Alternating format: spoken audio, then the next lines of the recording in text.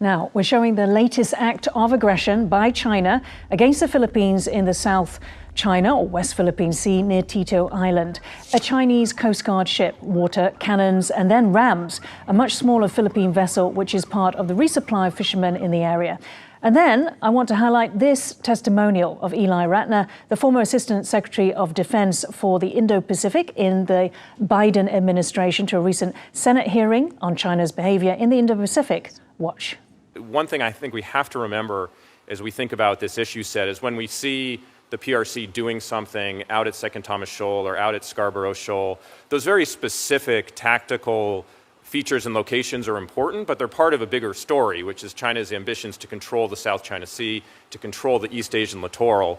What we need to be doing in response and in parallel to China's ICAD activities is not just playing whack-a-mole, though we should be out there defending their tactical moves, but rather thinking about what are the strategic actions we need to be taking to ensure that they can't, in the end, have that kind of effective control that they want. So with the Philippines, for instance, yes, we need to be supporting them out at Scarborough Shoal, but we ought to be working on our force posture in the Philippines. We ought to be expanding the number of locations we're investing in.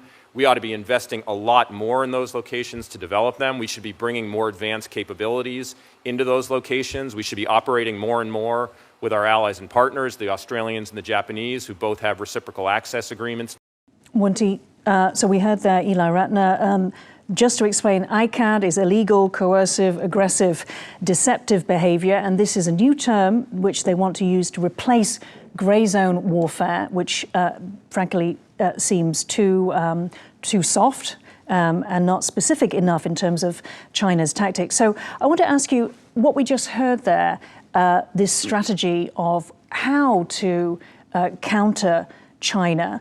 So the more long-term, as Eli Ratner was saying there, strategy. Do you see that the Philippines is actually doing that itself by reaching out to its partners? So again, the question is, how much is the Philippines actually taking upon itself to do? Yeah, I think Philippines has been proactive. It's very keenly aware that it's right there on the front line in terms of engagement with China or potentially gray zone ICAD, as we call it. And so we see Philippines becoming ever more engaged with Quad Plus, for example. Philippines can play a role in that. Is still U.S.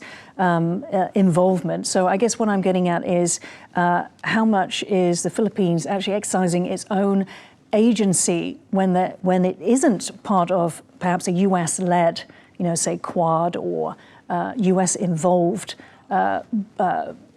grouping? How much is it that the Philippines is itself becoming this nexus?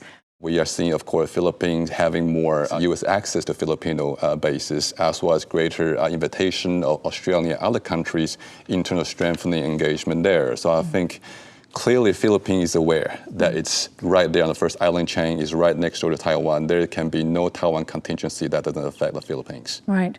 And Renato, what did you make of Eli Ratner's, this was just very recent, this testimonial?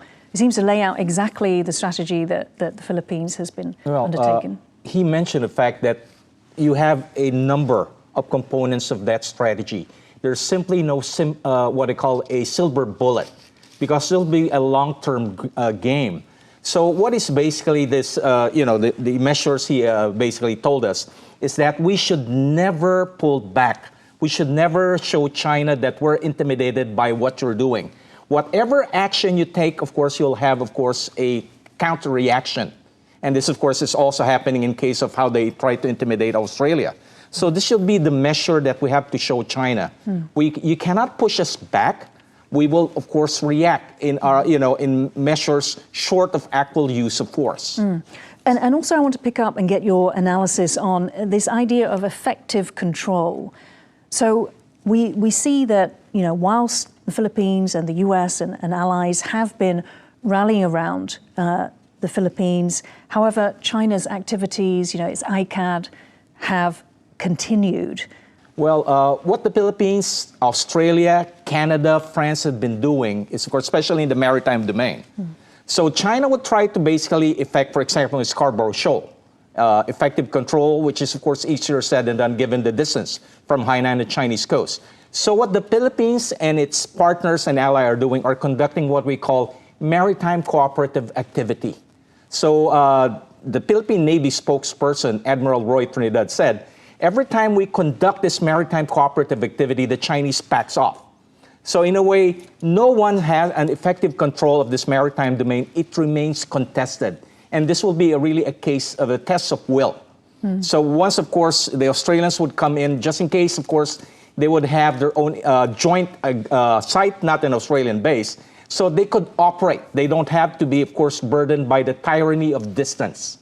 So probably this is one of the projects of, behind that Enhanced Defense Cooperation Program between the Philippines and Australia would be probably a port facility that the Royal Australian Navy could utilize, along possibly with the Japanese. Now we have, of course, the reciprocal access agreement. So what's basically the Philippines is doing is in making sure that it's not just in terms of creating this network. The Philippines became, of course, a base of operation for countries who have interest in maintaining a free and open Indo-Pacific.